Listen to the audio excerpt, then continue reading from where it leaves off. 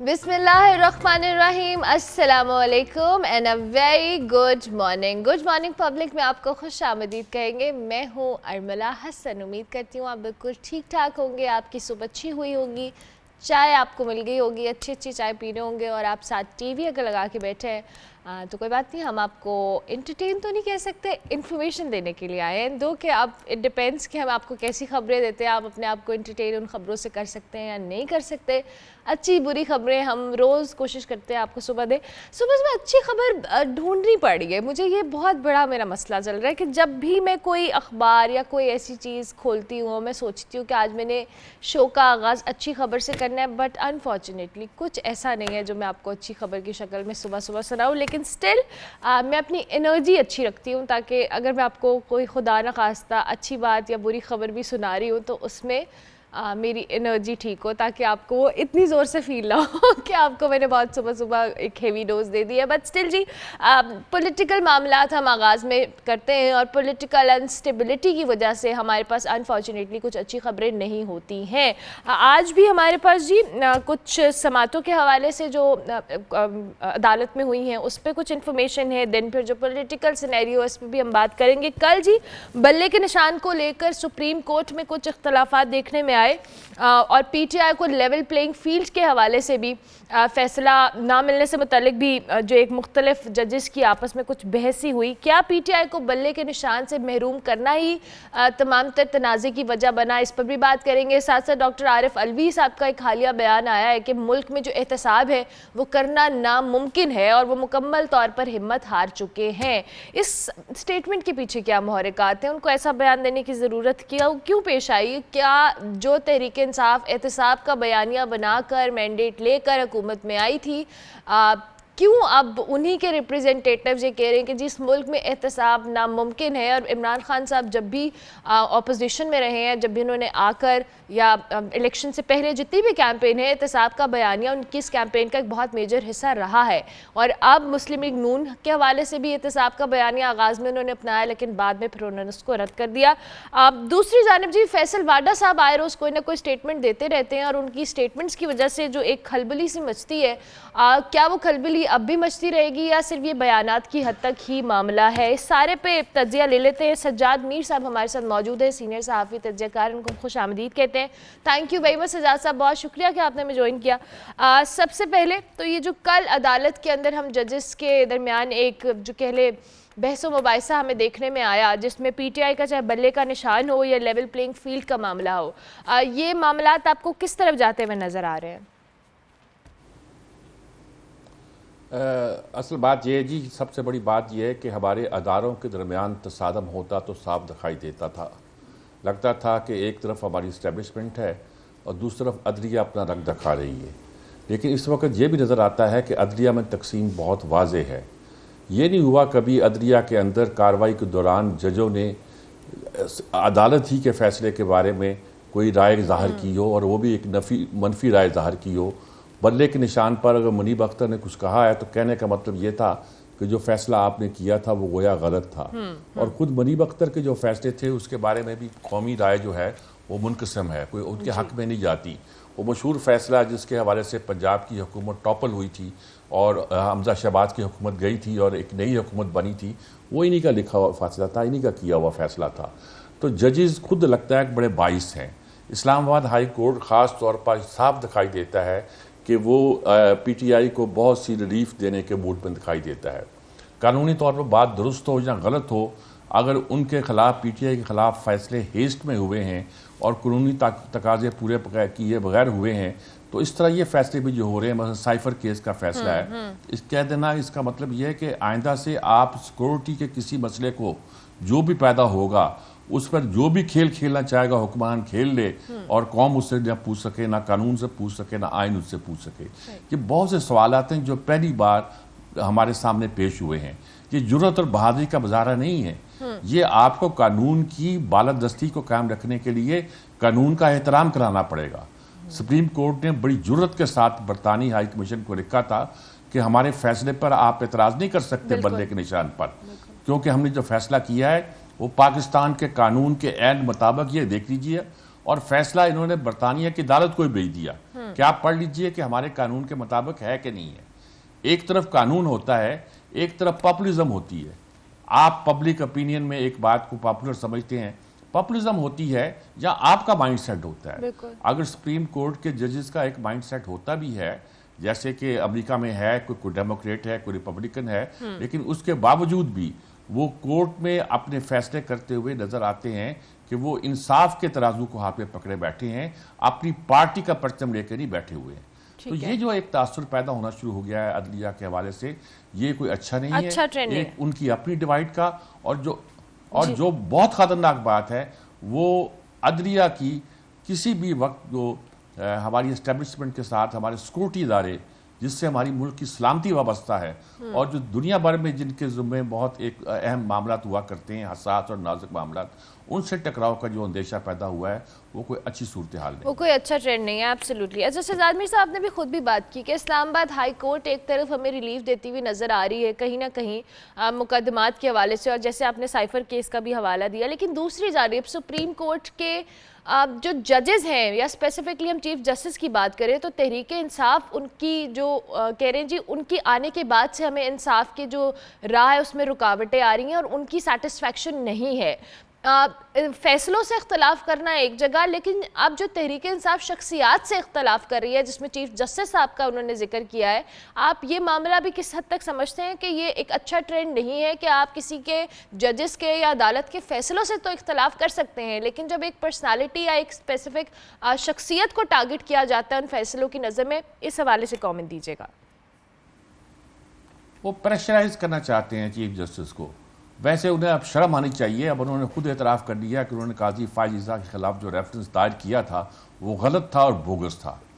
उन्होंने एक ऐसी इंतहाई घटिया हरकत की थी और उसके बाद उनके बड़े यानी कि हमायत करने वाले जज ने, चीफ जस्टिस ने ये फैसले करा दिए थे कि वो कोई PTI का केस नहीं सुनेंगे, लेकिन उनके फैसले ऐसे नहीं हैं कि ये कहा जाए कि वो PTI के खिलाफ फैसले देते हैं। असल में इस तरह की सूरत हाल पैदा करना, इस वक्त जजेस की तकसीम है, लोगों को ये भी मालूम है कि इस वक्त 8 जज किधर हैं और 5 जज किधर हैं, और ये भी अंदाज़ा हो रहा है कि अगर इस तरह का फैसला आया तो क्या आएगा।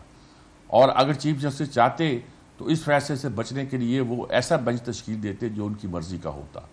हमारे जज जो बहुत सी बातें कर रहे हैं ये इस बात का तकाजा करते हैं। देखिए, आप अगर फैसला करना चाहते हैं आईनी और कानूनी मामलात पर, सियासी मामलात पर, जिसमें हमारे कई जज बहुत अच्छे जज हैं, लेकिन कानूनी और सियासी मामलात पर ख़ास तौर पर उनका या तो टिल्ट है या उनका जो इंटरप्रिटेशन है वो है जो आम आदमी का पॉपुलिस्टिक ट्रेडिशन कहते हैं वो है। वो इंसाफ के मुताबिक नहीं हुआ करता। वो मैं नाम नहीं लेना चाहता जजों के, वो काबिल एहतराम है, लेकिन जब उनका माइंड सेट एक तरफ बन चुका है और उसका इज़हार वो पब्लिकली करते हैं, फैसलों में करें तो ठीक है, अपने रिमार्क्स पे करते हैं, जजों के साथ अपने तसादुम में करते हैं, अपने साथ जजों के साथ, तो ये तो ट्रेंड सेट हो गया ना। इस वजह से तो अब जो फैसले आ रहे हैं उस पर भी इतराजात हो रहे हैं, क्योंकि माजी में ये कहीं ना कहीं फ्लॉ तो नजर आया ना हमें। जी बिल्कुल फ्लॉ नजर आया, फ्लॉ अब भी है, और जब तक ये फ्लॉ हम सॉल्व नहीं करते, इस वक्त हमारा सबसे बड़ा जो चैलेंज है पाकिस्तान को, ना सलामती का है, ना मईशत का है, ना सियासत में अदम इस्तेहकाम का है, बल्कि अदलिया के वकार और उसकी गैर जानदारी का है। बेशक। और अगर ये बाकी ना रही और खुदा न खास्ता तसादम पैदा हो गया अदलिया और एस्टेब्लिशमेंट के दरमियान, एस्टेब्लिशमेंट को ये ना समझें कि ये फौज है जो मुल्क के मामलों में दखल देती है, बल्कि ये वो अदारा है जो हर मुल्क में मुल्क की सलामती के मामलात पर गौर किया करता है। अगर वो अदारा भी टकरा गया आपकी अदालती तराजू के साथ तो ये फिर मामला गड़बड़ हो जाएगा। और इस बात की कोशिश अदलिया अमूमन करती है कि उसके बच के रहे। हम कहते हैं कि जी एस्टेब्लिशमेंट फैसले रखवाती रही, ये भी होता रहा है, ये भी अब भी हो रहा होगा, लेकिन इस चीज़ को बैलेंस और तवाज़ुन के साथ कायम रख के आगे बढ़ना ये बहुत ही इंपॉर्टेंट है, हुकूमत के लिए भी, अदारों के लिए भी। और गालिबन इस सिलसिले में यही कहा जा रहा है कि अंदरूनी खाना कोई बातचीत हो भी रही है। अल्लाह करे कि ये अदारे आपस में टकराने की बजाय मुल्क के मफाद में कुछ ऐसा रास्ता इख्तियार करें जो इंसाफ के तकाज़ों के मुताबिक हो और मुल्क की सलामती। वही रियली विश शहजाद साहब के जो आप बात कर रहे हैं कि तमाम तर स्टेक होल्डर्स मुल्की मफाद के उसको सोच कर अपने तमाम तर मामलात को देखें, ना कि पर्सनल अटैक्स किए जाएं या शख्सियात को टारगेट किया जाए, ये कोई अच्छा ट्रेंड नहीं है और ये अभी नहीं, आइंदा आने वाले सालों दिनों उसके लिए भी बहुत शदीद नुकसान का बाइस बन सकता है। अच्छा, आरिफ अलवी साहब ने एक स्टेटमेंट दी है जी कि एहतसाब इस मुल्क में करना नामुमकिन है। ये वही डॉक्टर आरिफ अलवी हैं या ये वही तहरीक इंसाफ है जो एहतसाब का बयानिया लेकर जो कहले अवाम में पॉपुलर भी हुई और उसके बाद फिर ये लोग हुकूमत में भी आए, लेकिन वही एहतसाब के हवाले से अब जो स्टेटमेंट ये दे रहे हैं कि इस मुल्क में एहतसाब नामुमकिन है, इतनी मायूसी क्यों अब हो गई इनको? आरिफ अलवी से कल मेरी मुलाकात हुई है जी, बहुत तफसील के साथ, सही। कोई 2 घंटे की मुलाकात। सलमान गनी मेरे साथ थे। आरिफ अलवी मेरे पुराने दोस्त हैं, उनकी तालिब इल्मी के ज़माने से उनसे दोस्ती है मेरी, और उसका ऐलान वो कर चुके हैं सदर बनते ही, उन्होंने पहले इंटरव्यू में कहा था। और वो मेरे प्रोग्रामों में आते भी रहे हैं उस ज़माने में जब MQM अरूज पर थी। तो कल खुद बता रहे थे किस तरह उनकी ज़िंदगी को भी ख़तरा पैदा हुआ, उनकी बीवी भी रोती रही कि किस मुश्किल में फंसा दिया इसको। यकीनी तौर पर वो एक सोच समझ के एक पार्टी का साथ दे रहे हैं। मुझे नहीं लगता कि वो इस तरह की मायूसी, पता नहीं क्या बयान दिया होगा, क्या इजहार हुआ है। वो ये समझते हैं कि बड़ी मुश्किलात हैं पाकिस्तान में मामले को ठीक तरह आगे ले जाने की। तमाम पार्टियां अपने अपने स्टैंड पे कायम हैं, लेकिन इस बात की ज़रूरत पर वो इसरार करते हैं कि इस सिलसिले में कुछ किया जाए। और कुछ लोगों का ख्याल है, जिसमें मेरे साथी सलमान गनी भी थे, जो कल इसका इजहार कर रहे थे कि ये ज़िम्मेदारी तो आरिफ अलवी को अदा करना चाहिए, और गालिबन रियासत के अदारे भी चाहते हैं कि ये ज़िम्मेदारी उनको सौंपी जाए। सौंपी जाए से मुराद ये ना लिया जाए कि वो उनके मोहरे के तौर पर काम करें, बल्कि ये कि वो ये काम बस बतरीके एहसन अदा कर सकते हैं। मुझे नहीं पता वो कितना करेंगे कितना नहीं करेंगे, लेकिन उनके लहजे और अंदाज से यही लगता है कि उनमें अभी वो ज़ील और जज्बा मौजूद है जो एक यंग आरिफ अलवी में था, जो एक तालिब इल्म रहनुमा के तौर पर भी एक बहुत फाल शख्स थे। और उसके बाद उन्होंने जब सियासत में आए और तो बड़ी डट कर उन्होंने कहा, तहरीक इंसाफ में तो बाद में शामिल हुए, मैंने उनके साथ कई जगहों पर इकट्ठा काम भी किया है। कई पार्टियों के थिंक टैंक में भी जब लोग बुलाते थे अपने गैर पार्टी के लोगों को, तो उनमें भी मेरे साथ वो रहे हैं। मैं जानता हूँ कि वो बहुत ही खरे और साफ गो किस्म के आदमी हैं और कोई हेरा फेरी नहीं है। ठीक है। उनके यहाँ ये नहीं है कि कोई पैसा बनाया हो उन्होंने। पैसा उन्होंने बहुत बनाया, अल्लाह का फजल है। बकाल उनके फरदौस आशिक, वो क्या नाम है उनका, जो कराची का उनका बंदा है, कि बहुत बड़ा सरमायादार है, कि उनकी तो कुर्सी पे बैठने का, यानी कि डेंटिस्ट की कुर्सी पे बैठने का ही पैसा 1 लाख रुपए फीस होती है। मजाक में कहा था उन्होंने, अगरचे मैं तो इस बात की तायीद इसलिए नहीं करूँगा कि खुद मेरे भी डेंटिस्ट रहे हैं और कोई फीस मुझे देनी नहीं पड़ती थी। और वो कहते थे एज ए जर्नलिस्ट में से नहीं ले रहा, बल्कि एज ए दोस्त पुराने। लेकिन सजाद साहब, ये मैं आपको बात बताती हूँ, डेंटिस्ट्री या डेंटिस्ट जो डेंटल ट्रीटमेंट है वो अच्छा खासा एक्सपेंसिव होता है, तो ये अगर लाख नहीं तो आधा एक्सपेंसिव है। तो वो कराची के महंगे तरीन डेंटिस्ट में से हैं। Thank you very much Sajjad साहब, बहुत शुक्रिया आपने मुझे ज्वाइन किया। सज्जाद मीर साहब सीनियर सहाफ़ी तज्ज़ियाकार हमारे साथ मौजूद थे। सियासी सूरत हाल पर और मोदी सरकार की जो उनको मुंह की खानी पड़ी है उसके हवाले से बात कर रहे थे। हम ब्रेक लेंगे, ब्रेक के बाद आपको ज्वाइन करेंगे। आप देखते रहिए good morning public. Welcome back to good morning public. Break के बाद वापस आ गए जी। आज पाकिस्तान समेत दुनिया भर में माहौलियात का आलमी दिन भी मनाया जा रहा है, जिसका मकसद भी यही है कि लोगों को इस हवाले से अवेयरनेस दी जाए कि जो माहौलियाती आलूदगी है इस पे हम किस तरह से काबू पा सकते हैं। इस वक्त पाकिस्तान समेत दुनिया भर को एक बहुत बड़ा चैलेंज है ये आलूदगी, और इसमें रोज़ बरोज़ ख़तरनाक हद तक इजाफा भी हो रहा है। और हमने इसके इम्पैक्ट भी देखा है कि बीमारियाँ हो मुख्तलिफ वो भी इससे फैल रही है। लेकिन हुकूमत इस मसाइल से निपटने के लिए कोशिश तो कर रही है, लेकिन एज अ पब्लिक हमारी भी कहीं ना कहीं एज अ इंडिविजुअल रिस्पॉन्सिबिलिटी है। आज हम इसी हवाले से बात करेंगे। और फिर चूँकि क्लाइमेट चेंज को भी हम डिस्कस कर रहे हैं कि जी क्लाइमेट चेंज एक बहुत बड़ा चैलेंज है पाकिस्तान के लिए, इनफैक्ट दुनिया भर के लिए, बट स्टिल हम उन ममालिक में आते हैं जिनके ऊपर सबसे ज़्यादा इम्पैक्ट है क्लाइमेट चेंज का। तो आज इस हवाले से भी बात करेंगे। हमारे साथ जी वजीर रहमान साहब मौजूद हैं, रिसर्च एसोसिएट हैं NIMA में, इनको खुश आमदीद कहते हैं। थैंक यू वेरी मच वजी साहब, बहुत शुक्रिया आपने हमें ज्वाइन किया। इस वक्त दुनिया का सबसे बड़ा मसला अगर कहें कि हम क्लाइमेट चेंज या आलूदगी, और पाकिस्तान के अंदर तो स्पेसिफिकली हम बात करें, पॉल्यूशन एक बहुत बड़ा मसला है और इसको हम विटनेस कर रहे हैं कि जिस तरह से आए रोज़ हम स्मॉग की शक्ल में, दीगर चीज़ों की शक्ल में। सो ये जो नुकसानात हैं इनसे कैसे निपटा जा सकता है?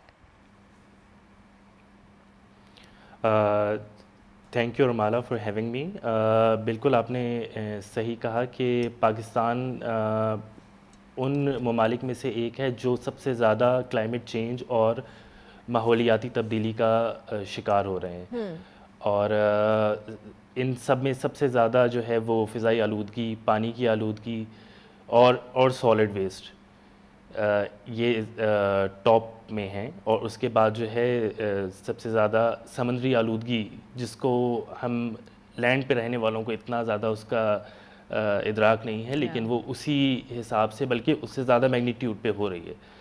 तो वर्ल्ड इन्वायरमेंट डे भी इसी सिलसिले की एक कड़ी है कि हर साल 1973 से लेकर ये सेलिब्रेट किया जाता है, जिसकी हर साल एक डिफरेंट थीम होती है। वो लैंड रेस्टोरेशन पे हो सकती है, वो प्लास्टिक पोल्यूशन पे हो सकती है, वो पायदार तरक्की पे हो सकती है, वो जो है वुमेन एम्पावरमेंट पे हो सकती है, वो एग्रीकल्चरल पे हो सकती है। तो ये इस तरह, और इस साल की जो थीम है वो लैंड रिस्टोरेशन, लैंड डिग्रेडेशन और डेजर्टिफिकेशन के ऊपर है।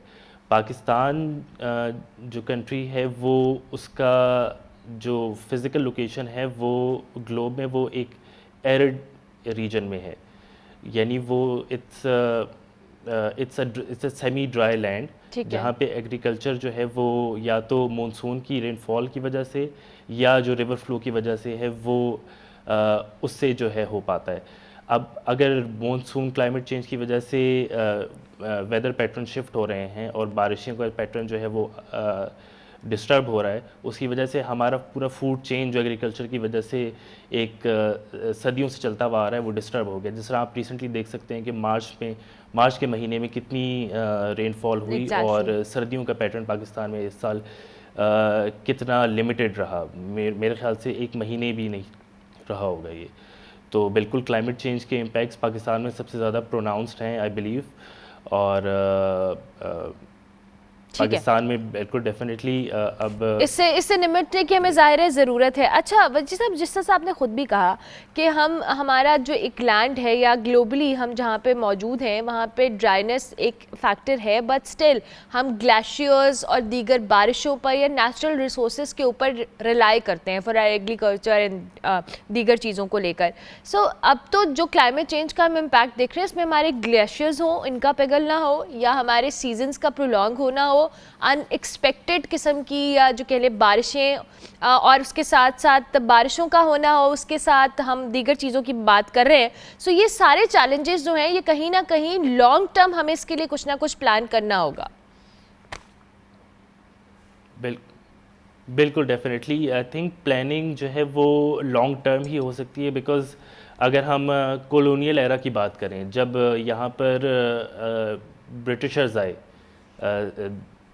2 सदियों पहले, तो उन्होंने जो है इंडस रिवर डेल्टा जो दुनिया का 7th लार्जेस्ट डेल्टा कहा जाता है उसको जो है उन्होंने कैनाल्स और बैराजेस के सिस्टम के तहत जो है उसको एक लिमिट उसको डाइवर्ट कर दिया, और बेसिकली अब जो है वो ऑलमोस्ट इंडस रिवर डेल्टा जो है अराउंड 80% डिक्रीज़ हो चुका है फ्रॉम इट्स एक्चुअल साइज, जो 2 सदियों पहले था 19th सेंचुरी में जो था।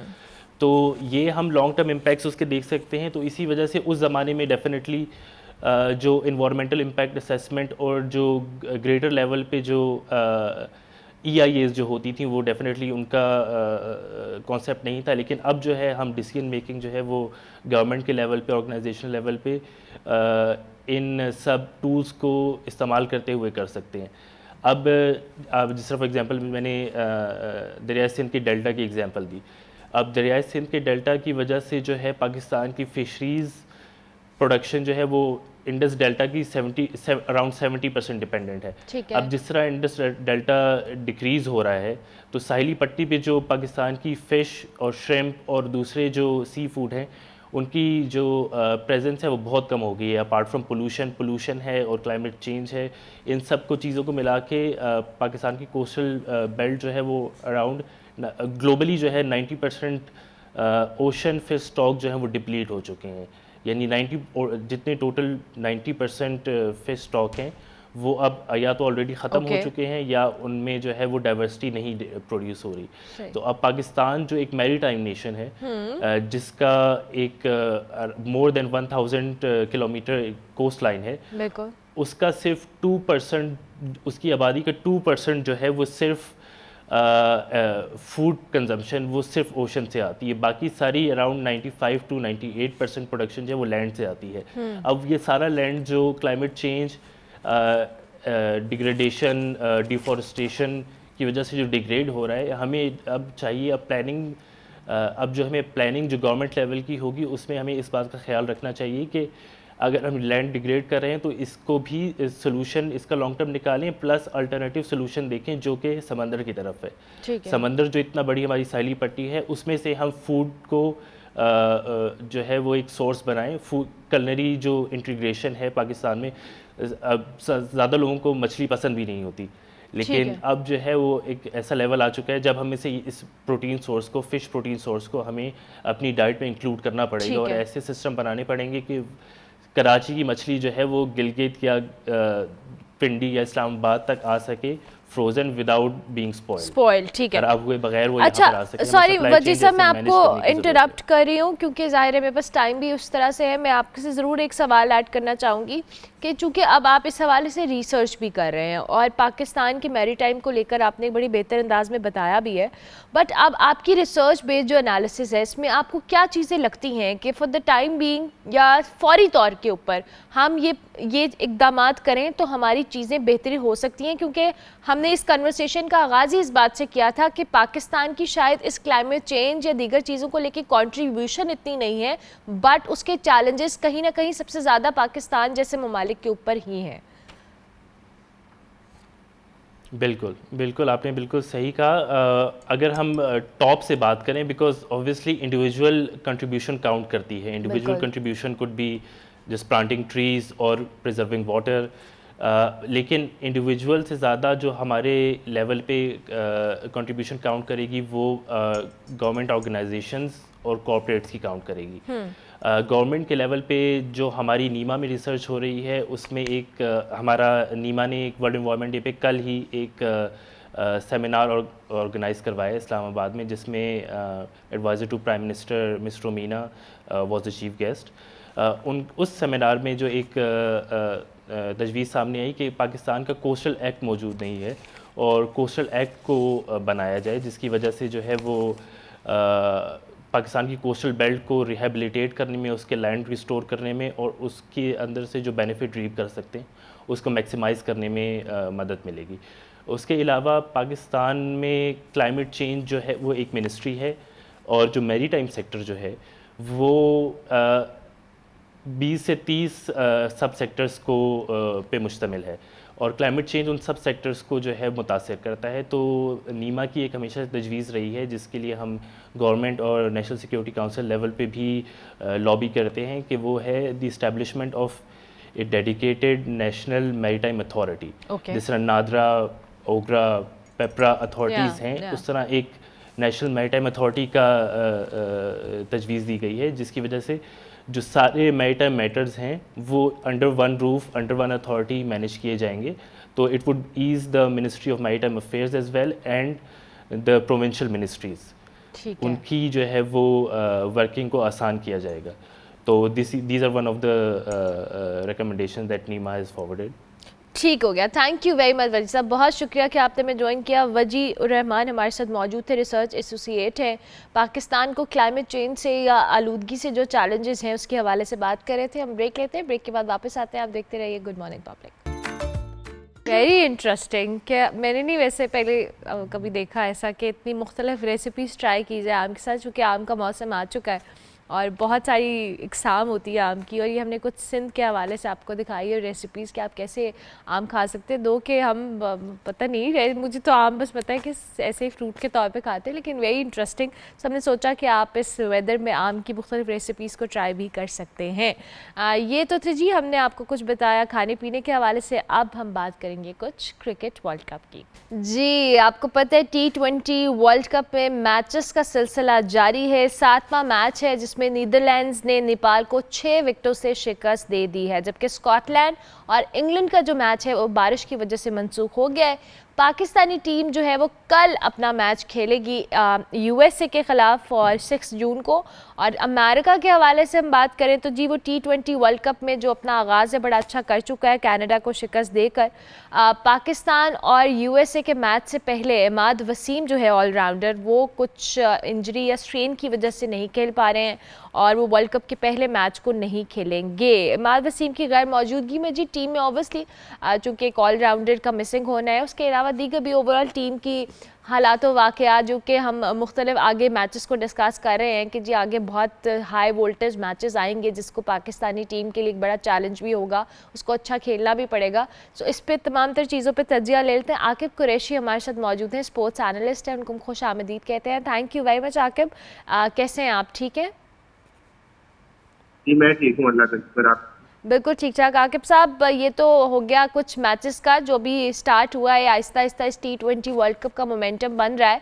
बट कल पाकिस्तान वर्सेस यूएसए पहला मैच है, पाकिस्तान कल अपना एक ऑफिशियल मैच खेलने जा रहा है पहला। सो क्या एक्सपेक्टेशंस हैं आपकी भी और यूएसए के, चूँकि वो पहले खेल चुके हैं ऑलरेडी, दो कि इतनी बड़ी टीम नहीं है बट स्टिल पाकिस्तानी टीम के आगे हम किसी भी टीम को लाइट नहीं ले सकते। बिल्कुल ठीक कह रही हैं आप।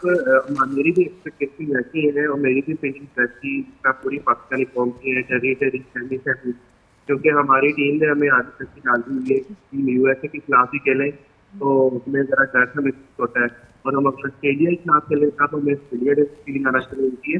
तो अगर मैचेस की बात करें तो ऑब्वियसली यूएसए माइनर टीम है, एसोसिएट टीम है, पहली दफ़ा वर्ल्ड कप खेल रही है, लेकिन जिस तरह की उसने परफॉर्मेंस दी है पहले मैच की वो अनबिलीवेबल थी। स्पेशली एरन जोन्स और उनके जो 2-3 और कोच हैं बहुत एक है, और जो बॉलर्स हैं उनकी बॉलिंग काफ़ी अच्छी है और उनको अपने खेलने का ऑब्वियसली एक्सपीरियंस है।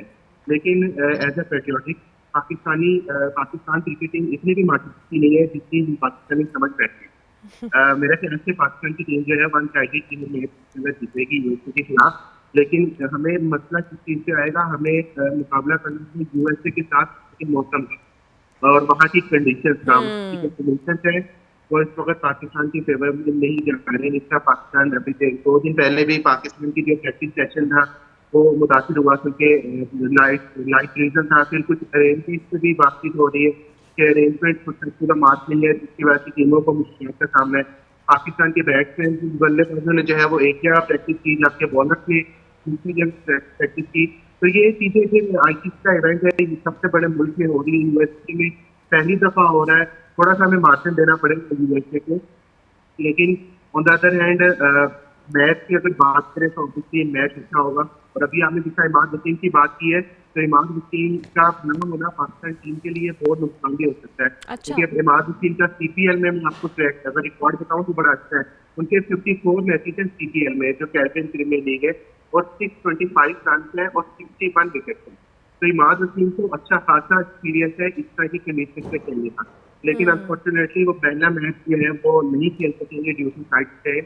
तो लेट्स सी अब पाकिस्तान किस कॉम्बिनेशन का जाता है, क्योंकि इमाद वसीम के बजाय की हमने इंग्लैंड के खिलाफ चौथा T20 मैच खेला था। शदाब खान उसकी जगह 11 में वो अपनी करियर की बदतरीन फॉर्म पे। अब हमारी दुआ है कि आप आगे जो 2-3 साल पहले होते थे, ताकि हमें जो हमारा कॉम्बिनेशन है वो तकरीबन अच्छी। अच्छा आकिब साहब, आपने खुद भी कहा कि कंडीशंस, जो कि आप अभी इमाद वसीम की बात कर, लेकिन उससे पहले मैं कंडीशंस की तरफ दोबारा आऊँगी, क्योंकि जाहिर है कंडीशंस मुख्तलिफ हैं पाकिस्तानी टीम के मुताबिक। आपने कहा कि बैटर्स ने कहीं और उसकी प्रैक्टिस की जबकि बॉलर्स ने कहीं और प्रैक्टिस की।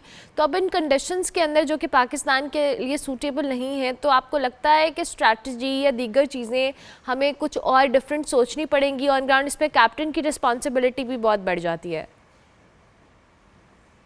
बिल्कुल ठीक कह रही। कंडीशन पाकिस्तान की बिल्कुल डिफरेंट है, क्योंकि यहाँ पर जब लाहौर में इन्होंने ट्रेनिंग कैंप लगाया था वहाँ पर शदीद गर्मी थी। उसके बाद ये लोग आयरलैंड गए, आयरलैंड में शदीद ठंड थी। फिर उसके बाद इंग्लैंड गए, इंग्लैंड में तो शदीद ठंड। अब यहाँ पे आए, यहाँ पे मौसम जो है टोटली डिफरेंट है। तो यहाँ पे एटमॉस्फेयर से एडजस्ट होने के लिए इनको जो है वो थोड़ा सा टाइम लगेगा, क्योंकि हमें भी टाइम इसका ऐसा नहीं मिला जितना दूसरी टीम को मिला है। भाई तो हमारे प्रैक्टिस सेशन भी मुतासिर हुए, लेकिन दूसरी अगर दूसरी देखें तो हमारे जो प्लेयर्स का वे ऑफ स्टाइल, खेलने का स्टाइल है, वो यही कंडीशंस का है, क्योंकि हम मॉडर्न क्रिकेट नहीं खेल पा रहे। ये बाबर आजम जो कैप्टन है वो अपने मुंह से एडमिट कर चुके हैं कि हम मॉडर्न डे क्रिकेट हमें खेलनी चाहिए। जहाँ पर अभी तक जितने मैचेस देखने में नजर आए हैं और जो यहाँ पर टेस्ट स्पॉट आता है, यहाँ पर मॉडर्न डे क्रिकेट नहीं खेली जाएगी। यहाँ पर अगर आप एक्सपेक्ट करेंगे कि 200 प्लस रन होंगे तो ऐसा बहुत कम होगा। अभी तक देखिए जितने भी हाई स्कोरिंग मैचेस 200 नहीं plus है। हाँ, हाई स्कोरिंग मैचेस नहीं है, तो हम ये एक्सपेक्ट ना करें कि इन कंडीशंस के अंदर हाई स्कोरिंग मैचेस होंगे। अच्छा, ये तो हो गई पाकिस्तान वर्सेस यूएसए की बात। अब 9 जून को जो पाकिस्तान वर्सेस इंडिया है, दो कि इंडिया ने न्यूयॉर्क के अंदर अपना जो एक कह लें प्रैक्टिस या उनके लिए वो चीज़ें थोड़ी सी फेमिलियरिटी हो गई क्योंकि वो मैच खेल चुके हैं, लेकिन जो पाकिस्तान है उनके लिए कंडीशंस बड़ी नई होंगी और उनको वहाँ पे समझना या उस ग्राउंड पे खेलना वो भी इटसेल्फ एक चैलेंज होगा। और India versus Pakistan it's a big deal, ना सिर्फ पाकिस्तान इंडिया में बल्कि पूरी दुनिया में। बिल्कुल ठीक कह रही है। मेरी कुछ वहाँ पे लोगों से बातचीत भी हुई जो जानने वाले थे। वहाँ पे किसी वर्ल्ड कप का तस्करा नहीं है, वहाँ पे सिर्फ पाकिस्तान इंडिया का तस्करा। वहाँ पे जो अमेरिकन हैं उनको ये नहीं पता कि T20 वर्ल्ड कप हो रहा है, because they are not interested in cricket. उनसे आप एथलेटिक्स करवाएं, उनसे आप बास्केटबॉल खिलवाएं, उनसे बेसबॉल खिलवाएं, वो आपको वहाँ पे ABC बताएंगे। लेकिन जब क्रिकेट की बात आती है, they know only ABI Pakistan. उनको कोई T20 वर्ल्ड कप से गलत नहीं है। न्यूयॉर्क में इस वक्त जो है सिक्योरिटी हाई अलर्ट हुई हुई है। इवन जो ग्राउंड के आसपास की जो आपके रिहायशी हैं उनको भी आने जाने में मुश्किलात हो रही है। वहां पर खड़े करके उनको 6 घंटे उनसे पहले मिलती की वजह से आपने किधर जाना, तो वहां पे हाइप क्रिएट हुई हुई है। सिर्फ पाकिस्तान इंडिया की वर्ल्ड कप की कोई हाइप क्रिएट वहां पे नहीं है। इसलिए ICC ने भी पाकिस्तान इंडिया का मैच इस टाइम पे रखवाया, हालांकि डे मैच है, 7:30 बजे पाकिस्तान की टाइम के मुताबिक होगा शाम को। वहां पे डे मैच होगा। अमूमन इतना बड़ी मैच डे नाइट चली जाती है, लेकिन क्योंकि यहाँ से उन्होंने रेवेन्यू जनरेट करना है इस रीजन से, पाकिस्तान इंडिया से, इसलिए उन्होंने टाइम भी वेस्ट किया ठीक है। और दूसरी बात जो पाकिस्तान की है वो पाकिस्तान की ऑब्वियसली जो इंडिया की टीम है वो तमाम मैचेस अभी न्यूयॉर्क में खेल रही है। पाकिस्तान अपना 6 जून को डैलस में मैच खेलेगा, उसके बाद 7 जून को पाकिस्तान की टीम न्यूयॉर्क जाएगी। बिल्कुल, तो उनके लिए वो कंडीशंस नहीं होंगी। मेरा टाइम खत्म हो गया। थैंक यू वेरी मच, आके बहुत शुक्रिया कि आपने हमें ज्वाइन किया। क्रिकेट के ऊपर हम तज्जिया ले रहे थे, प्रोग्राम का वक्त खत्म हो गया। आप हमें फीडबैक सोशल मीडिया हैंडल्स पे लाजमी दीजिएगा। कल तक के लिए हमारी तरफ से अल्लाह हाफ़िज़।